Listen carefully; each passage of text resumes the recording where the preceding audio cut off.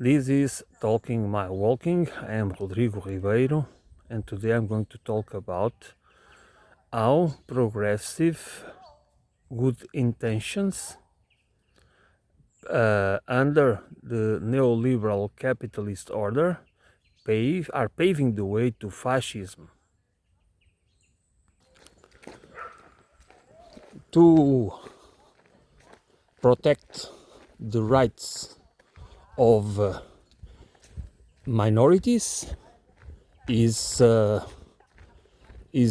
honorable. I mean, it is important that the minorities have their rights protected by law, but also by a socio and cultural environment that doesn't exclude them or demonize them as part of as if they can be, or certain specific groups can become a threat for perceived as a threat by others, as a threat, economic threat, social threat, cultural threat. This is what good intentions and progressive ideas can help. That's why we need to the left side, the progressive side, the anti-capitalist, anti-imperialist side of the political spectrum and cultural spectrum needs to understand that sometimes by overemphasizing the rights of specific groups, minorities, does not equate as defending their rights, because in the neoliberal capitalist order, where the middle class, the regular ordinary citizen that belongs to the majority, in spite of their color or gender or whatever, they are being squeezed economically and socially. Their living standards are being lowered already over decades, not just a phenomena that is started yesterday. And these people are frustrated, have real grievances, and if they imagine that they perceive the minorities as starting to have more rights, or even rights that seem to a certain extent exaggerated. Some protection seems to be exaggerated, and some rights, like transgender rights and these kind of things, that people can change sex and this and that and this, and then they start to be exploited, is not because the rights of these particular groups and minorities are not important, but they need to be important. They need to be perceived and included in the rights, the individual rights that all of us need to enjoy in order to see our rights as citizens of a society, of a country, to be protected as a whole.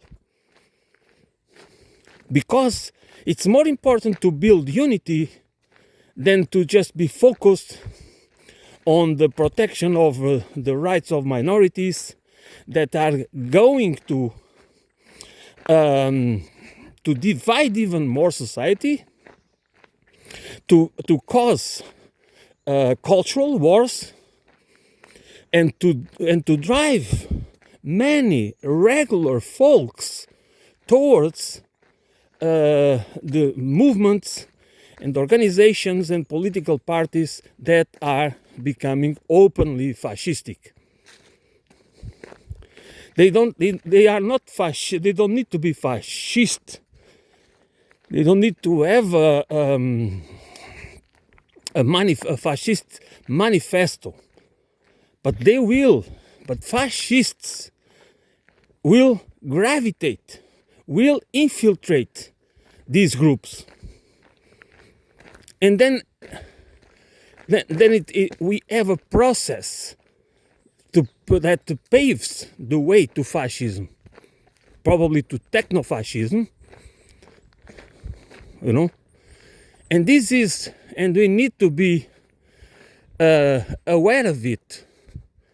And especially the people that are progressive, they have progressive ideas, but they are at the same time capitalists, which means that they believe that the capitalist order, the capitalist system is, again, I have to refer it again, is TINA. It cannot be challenged, is the only one that works. And these are dangerous ideas because they give legitimacy to these groups on the far right and proto-fascist groups to have they are feeding them, they are giving them the political tools and ideological and cultural tools to motivate people, to engage people against those minorities, against the so-called cultural wokeism, and against also the immigrants and other problems, instead of focusing in the true problem, which is the class war, which is the accumulation of wealth and property and the control, absolute control of the democratic institutions that, of course, they are not democratic anymore. It's only a facade. That's why liberals they are lib fascists. They only have a lib facade. The core is fascistic. Not all of them, but many of them don't even understand what they are doing, what they are really, what are the consequences of their acts, thinking, and political stance. People, I mean most of us, are sensitive to questions of justice, social justice, economic justice, and also truth. We care about truth. We want to know the truth. We want to know the facts. But the problem is, truth and justice are very easily weaponized, or the search for truth and justice are very easily weaponized and instrumentalized and distorted. And then what really happens is that people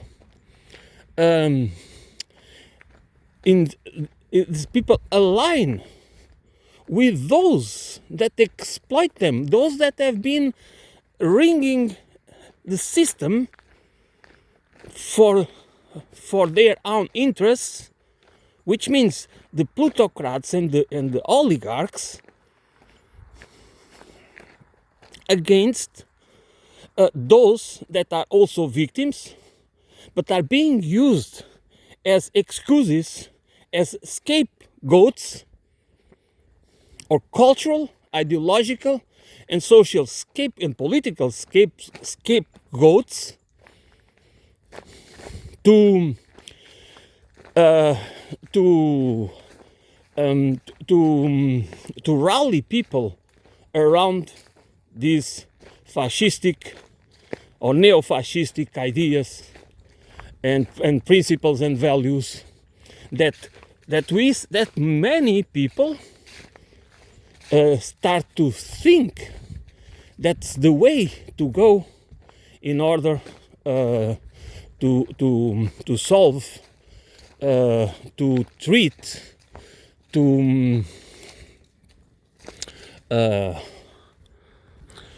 make our societies great again. No, to clean the system, to clear all the tumors, the cultural tumors, all the bad stuff that, of course, are caused by the progressives. But the progressives are not homogeneous group. You know, there's a lot of difference between the liberal progressives, the ones that believe in the capitalist system. You know, they can even be neoliberals and at the same time being progressives, culturally speaking.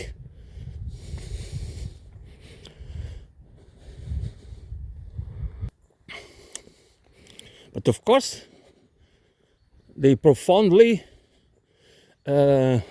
believe, and they are acolytes for capitalism. So there is a difference from the progressives that are more socialistic, anti-capitalist, anti-imperialist. But sometimes, even in this group, not all understand. If we that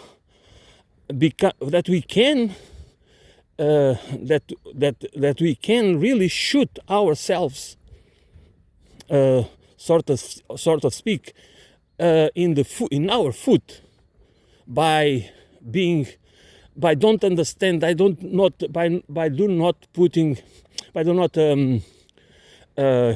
framing the minority issues which exist, okay, and let's not deny it, but to put it in the wider context of the individual rights, which means the workers' rights, the civil rights, where the dignity of us all, in spite of the color of our skin, race, gender, beliefs, whatever, doesn't matter. That we feel that we are all treated equal. And this is exactly where the word justice comes. One of the things that is really important, and it's very easily weaponized, is when we perceive ourselves or our group to be unjustifiably, is being treated or mistreated, and without justification. Okay, that's what I want to say. And so this particular group, especially the white working class, the middle class, that their living standards are being eroded, or again, as I said before, already over decades, and they are very, since most of these people do not understand the left values and principles, since they have been propagandized to hate and despise socialistic ideas and principles and values. So they do not understand that So they don't want to see, they don't want even to look or dare to look on the left spectrum of the political ideas and values and all the rest, to understand society, understand these cultural wars, and because they are political wars, and they just tend to, or they bend to the right side of the spectrum when they feel betrayed, when they feel that they cannot trust anymore the so-called center left, okay, like in America the Democratic Party, when they are disappointed with people like Obama or Joe Biden or Kamala Harris, or I mean, you name it, okay? What do? They don't look left, because that for them is just taboo. They look right. They don't think, most people don't think about it. They don't think why they don't really want to understand the thought of the radical left. Not talking about the center left, okay? Forget about that, because this is soft neoliberalism, or even sometimes hard neoliberalism. Center left has been hijacked by neoliberalism, by the neoliberal thought. Okay, so so we cannot. That's why we should not confuse these concepts and ideas when many on the right spectrum they blame the left for everything, the progressives for everything, the liberals for everything. They put everything in the same bag or basket. But that is just a very effective way to manipulate the perception of those that listen to them, those that trust them. For whatever reason, they might trust them because of the vaccine issue, 9/11 issue, other conspiracies, or other issues. But then suddenly the guys talk about these, they include these thoughts, these narratives into their speech, and people already trust them, and they start to think that, okay, these guys are telling the truth. They are trying to make us alert that the left cannot be trusted. So if you cannot trust the left, if the left, and I'm talking about the real left, the radical left, doesn't have any idea. I'm not even talking about that they become government, but at least they become real opposition, which we do not have an effective opposition, because there is a very limited opposition that the radical left can now. There is no numbers in the parliament, national, at the European Union, in the European Parliament, in the United States, and anywhere else. So this group, this political group, is absent. But the far right and the proto-fascistic right is gaining momentum, and they do not really have an opposition, because the liberals will, in the end, side with them. When the battle, the electoral battle will be lost, they will side with them. And why? Because they are all capitalists. They all believe and want the capitalist system that allows them, their class, and their contributors and funders, the ones that fund them, to thrive, to build more control, to acquire more control of the state and of the economy and everything else. This is how managed democracies work. You know, this is the purpose of most of the professional managerial class. They are very well rewarded to do the beating for the big guys, the fat cats. That's what they are supposed to do in order to enrich themselves as well, whether by conviction or just self-interest. In the end, it doesn't matter, because what matters is the results, the consequences in the reinforcement of a system that do not serve the collective.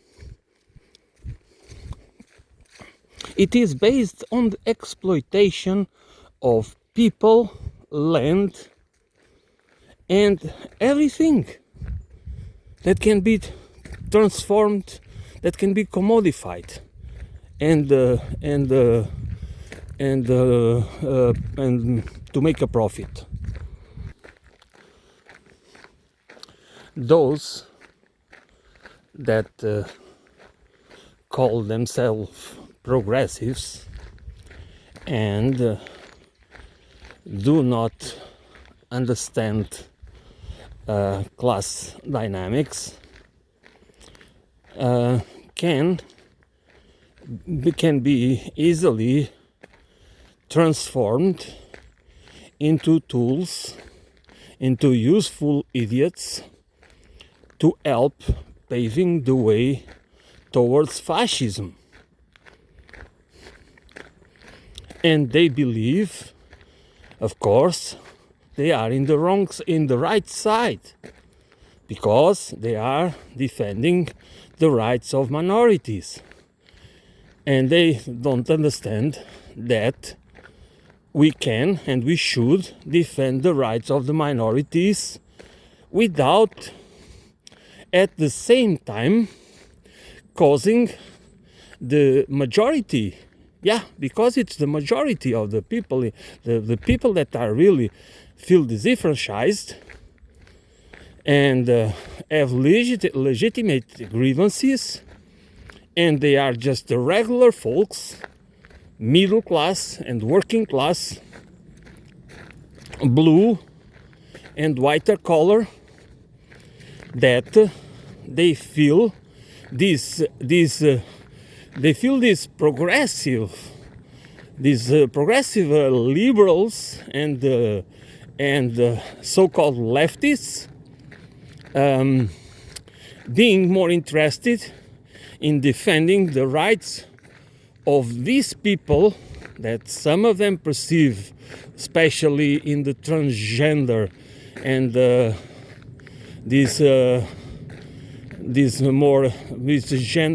more associated with these gender issues and these sex issues,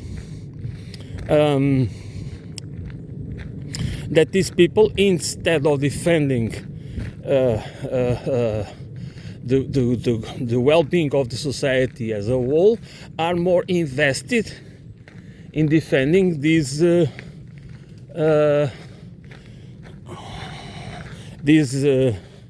degeneration. They perceive it as not being good for society. Many of them, and they have the right, because people have the right to have conservative values. There's nothing wrong with that. There's nothing undemocratic with that. And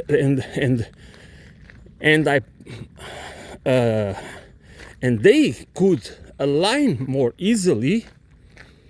Not the true. Of course, the people that are being manipulated by the evangelical Christians and all this crazy ideology about the rapture and everything else. Of course, they don't understand the issues of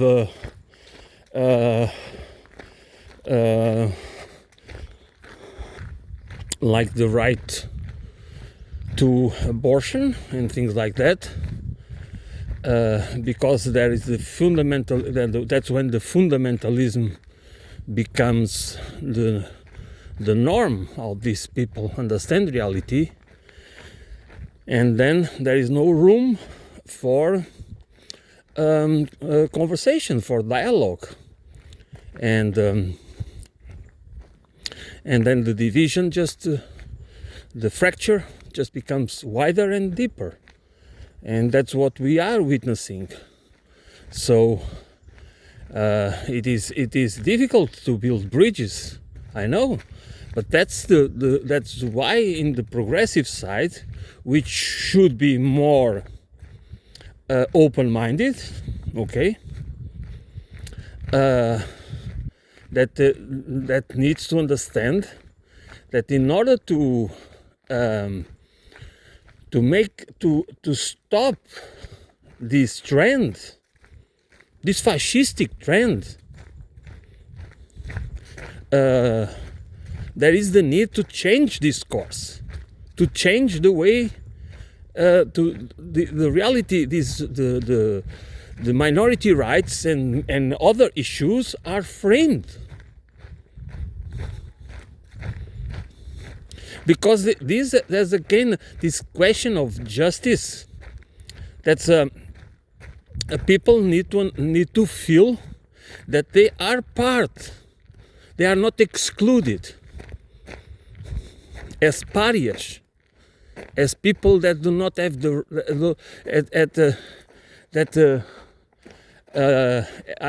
are paying. You know, the ones that they even feel they are the ones that pay taxes, and these taxes are being used to protect and to be spent in these minority groups and with immigrants and with this and with that, you know. And there's people like Trump, call them rapists and criminals and. You know, as if the majority of the immigrants come to look for a job or look for an opportunity in other countries, in foreign countries. That's what they want is they want a job. They want to give an opportunity for their families. They need the money. Most of them are coming from countries that have been destroyed by the West through war, financial enslavement, economic plunder. You know, it's interesting. But it doesn't matter because it's always a question of perception. It's always a question of perception management. The ones that have the upper end in perception management are the ones that control most of us. They're the ones that can weaponize and instrumentalize our genuine grievances. They don't care about justice. They don't care about truth. They care about language framing. They know that that narratives, there is a class war, and there is also a cultural war, okay, an ideological war, and these people know how to wage it, both culture war and class war, which is always political and social. And the thing is that many of us do not get it, at our peril, at the peril of the majority of us. That's exactly the problem, because it's the peril of the collective well-being. Stop demonizing the state and start understanding who controls the state and why. Because these people, these organizations and groups, this rentier class, okay, this parasitic class of oligarchs and plutocrats that basically grow their wealth out of contracts and grants and subsidies and bailouts from the state, okay? They need the state, but they at the same time are the ones that tell us stories that the state doesn't work, state is bad, government is bad, but they are the responsible for it. They are the ones that exactly are using the tools of the state to make legal the growth of inequality, the use of manufactured scarcity to make us then hate each other. And this weaponization of the minorities, that's why the stupidity of the progressives, and maybe some of them are intentional because they are not progressives at all. They are just doing the job for the wealthy, intentionally, probably some of them, not all, of course.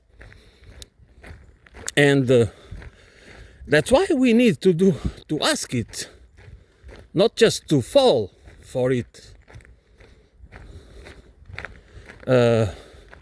because we trust the sources. We are not supposed to trust the sources.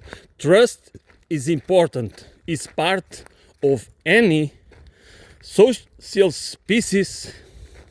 As us, we need to trust each other. But trust, like hope, cannot be blind. Blind faith is good to build slaves. Okay? It's wonderful to build slaves. To build people that do not understand that they are being enslaved and doing the beating for those that exploit them, those that are responsible for the downgrade of their living standards. They are responsible for losing their houses and jobs, and responsible for they cannot afford health services and everything else, for the collapse or the fabric of society and the real economy.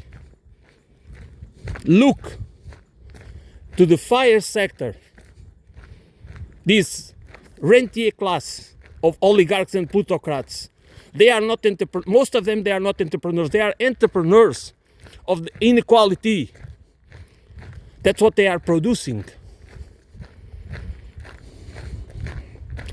Whether you understand it or not, they are not producing wealth. They are producing wealth, fake wealth, fictitious wealth. through the financialization of the economy. By the way, fire sector means finance, insurance and real estate. Okay? And this is why the progressives that focused in defend the rights of the minorities, which is correct. But if they do not, in the wider context of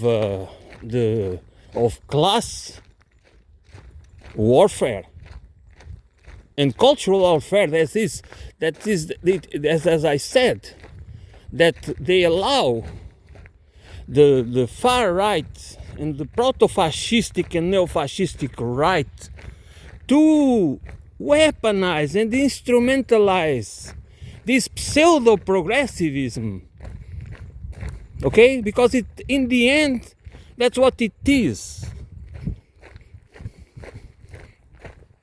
And then they just have it is food, ideological food and political food for them.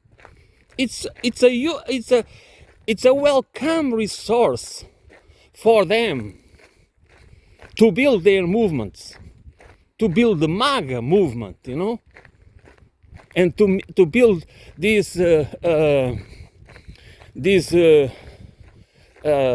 maybe we can call, okay, I would call it white supremacist groups, maybe. It's not because white supremacism is, I would not call it a huge problem. It is a problem because it usually can be associated then with neo-Nazis ideas and things like that, which is very troublesome, that's for sure. But you know, if we want to be truly progressives, we need to have a different, a broader, more comprehensive, and to understand the individual rights of the citizens, of every single citizen, for the collective well-being, the collective good, where the minority rights are necessarily included, but not more important than, because we are all equals. You know, we cannot deny to the majority, to those who have to fight for their survival in a daily basis, what we want to give to the minorities, because then people get frustrated and they feel unjustly treated.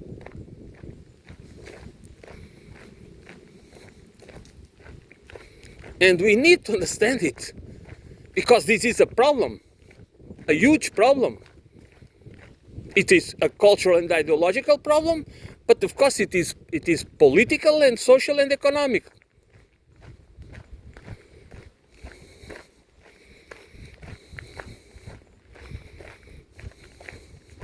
And that's why we always need to understand the tree in the context of the forest.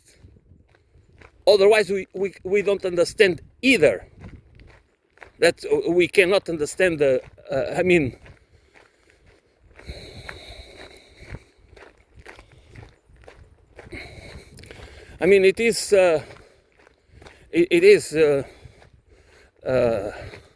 this is a job for all of us, okay? This is not something,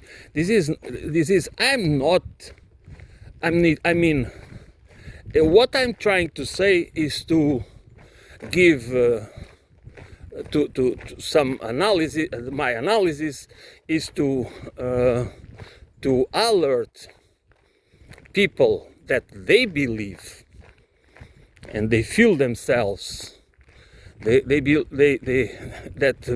they are progressives and they are in the right side of history and this and that, and but they deny they lose perspective if we do not include in our analysis the opposition side of the if how we frame our understanding does not include the analysis of the opposite side, of those that defend opposite views, political views, and cultural views, and ideological views, okay? Because otherwise we become fundamentalists too. And fundamentalism blinds us. It transforms us into useful idiots. And then we are all, those on the conservative side and those in the progressive side, fighting each other, doing the bidding for the class that only wants that. I mean, for those who really want us to fight each other over cultural issues instead of class and political issues.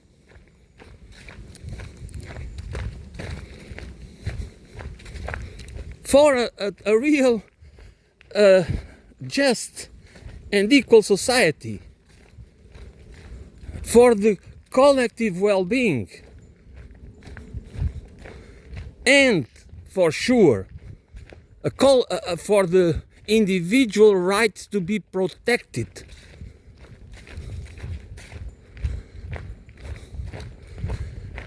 One thing, when people, all of you that believe that the individual rights don't go together with the collective well-being, are just delusional.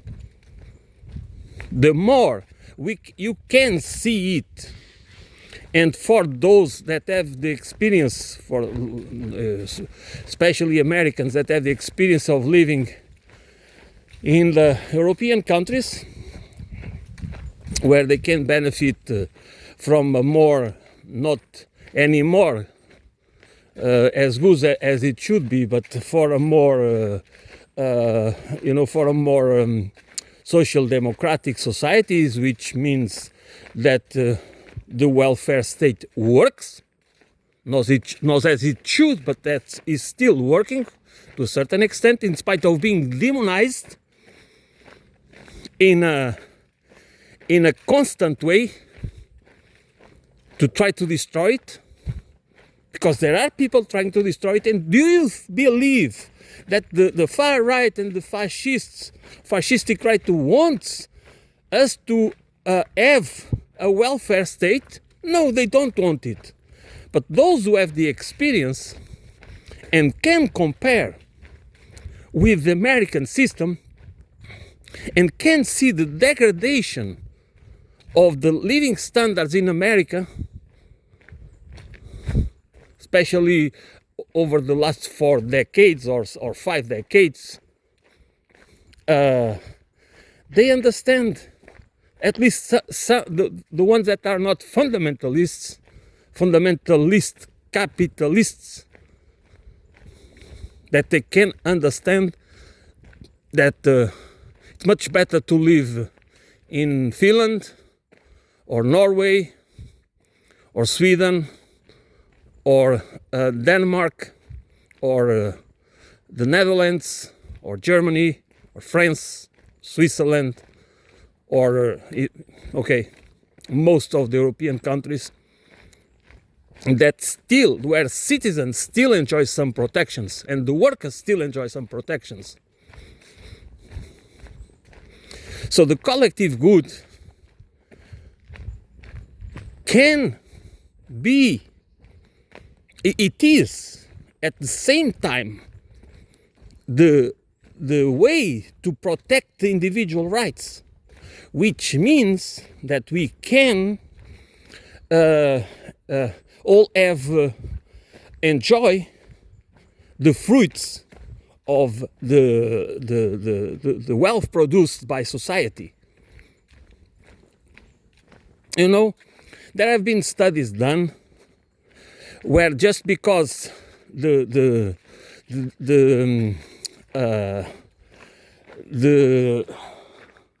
you pay more and more for the CEOs get more and more money by comparing to the average worker.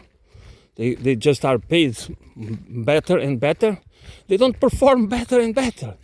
So it doesn't make any sense to give them more money because they do not perform better. That's a lie. That is required to have a minimum and the maximum ceiling in wealth accumulation and wages. That should be obvious. Because inequality, in the end, will bring us to a situation of a fascist. It's exactly the point. The more unequal, the more unbearable. And then what is the solution? Fascism. They just have to prepare us ideologically and culturally to accept it.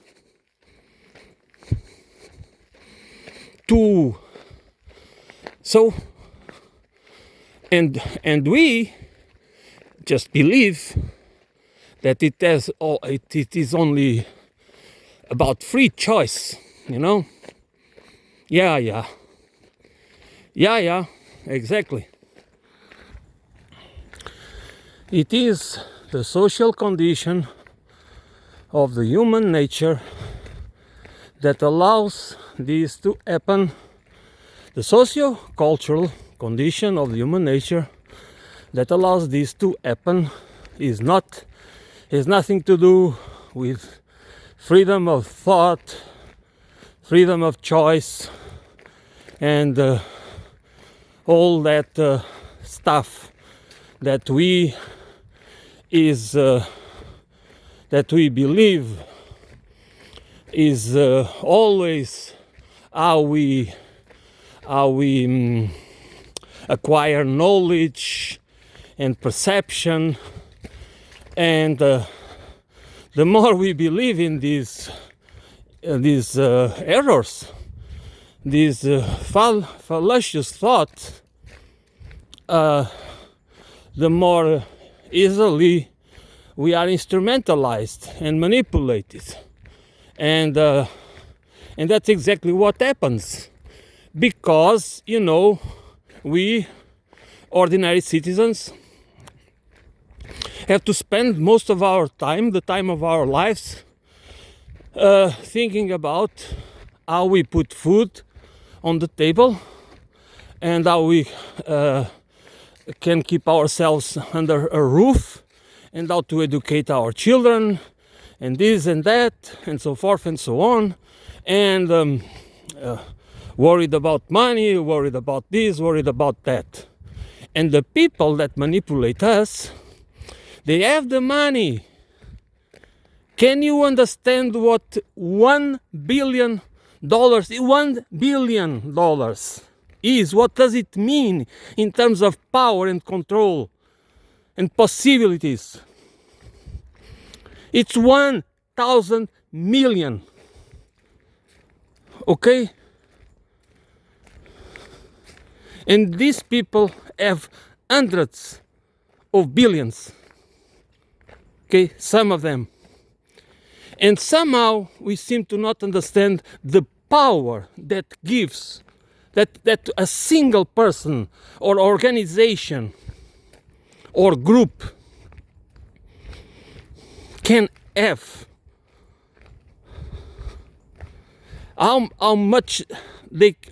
how much they can influence and control the state apparatus, the narratives,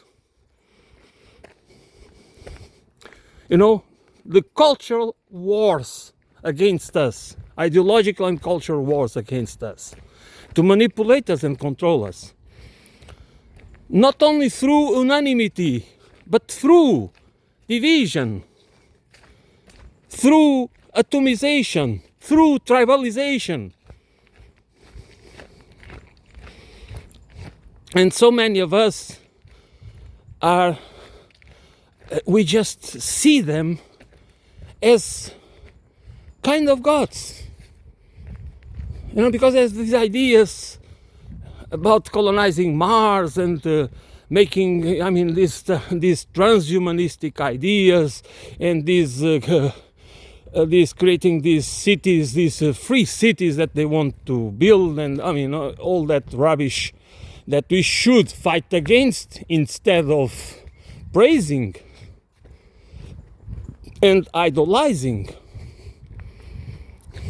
So just imagine that you and me, most of us, with our ordinary lives, that we have to go through, and then we think about, and then we think that we do enjoy free choice and freedom of thought, and that without going through a process of conscious transformation with the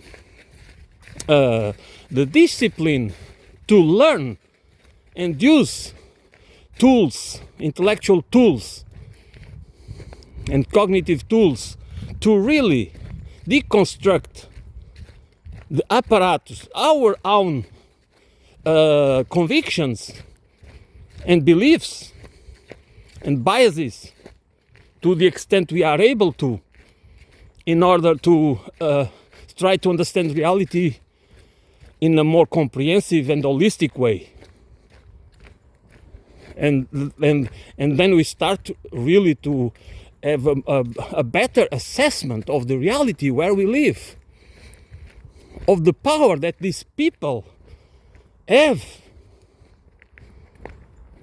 And this is what capitalism is. This is what capitalism creates. And this is what they want us to believe, that we are part of it. That they are the wealth creators, they are the entrepreneurs, the innovators, and then the wealth will trickle down. Yes, again, yeah, that's what really happens. That's it. That's what we are witnessing in the West. And then, what do? They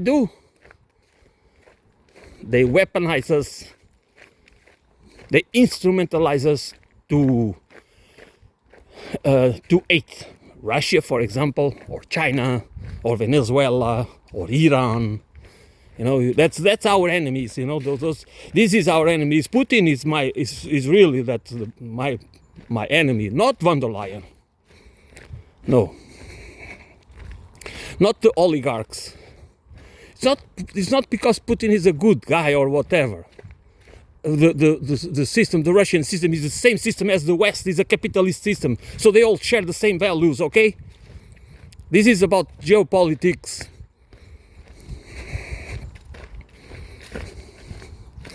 This is not about an economic system itself.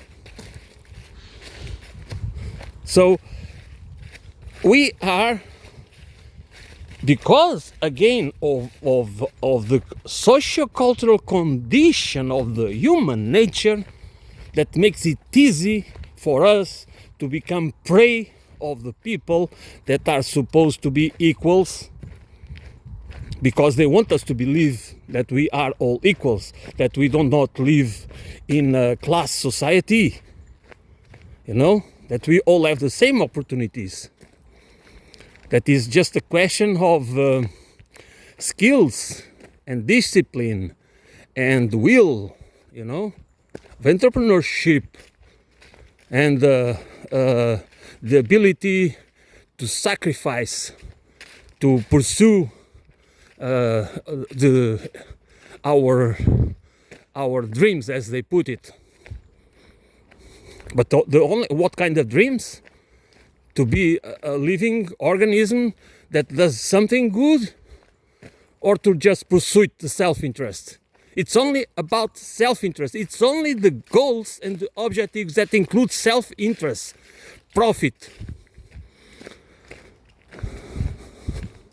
that seems to be that seem to have value. And then you can use your money for philanthropy and charity. Then the world still depends on you for doing some good. But what kind of good does these people want to do? To enhance their control and wealth. And again, we are being deceived. And do we see it? Do we want to see it? Or do we want to just be divided by cultural wars? And that we don't want to see the true cause of the problems, the roots of the problems. We all operate in the same system. So if the system itself that produces these results needs to be questioned. I mean, if you want just to think that the problems are created by individuals, and that's how we need to frame it, you don't understand the reality. You don't understand the reality that we need an analysis that is systemic, that understands systems, system dynamics, that understands processes. Otherwise we just are used, because the dominant elites, they perceive us as cattle, useful idiots, disposable peons, and cannon fodder. They could not care less about us. They could not care less about individual freedom. That's why they do not care nor for individual freedom or for the collective well-being. They care about control. They care about accumulation of wealth and power. So that is exactly the point. They don't want nor individual freedoms nor collective good well-being. They want just you. They just want to believe that you are a free individual, that they can make you responsible for your supposedly failures, that you must see yourself as responsible for them. You should not see the systemic responsibility. There is the systemic roots that allow it to happen, that cause it. It is you. It is your fault. It is your failure. You are a loser. So most of us are losers, because most of us will never be able to make it, to become successful according to the patterns, the capitalist patterns. Why? Are we all of them? Are we all, this majority, so stupid and not diligent and having not value and dignity? Huh? You try You ask yourself that question.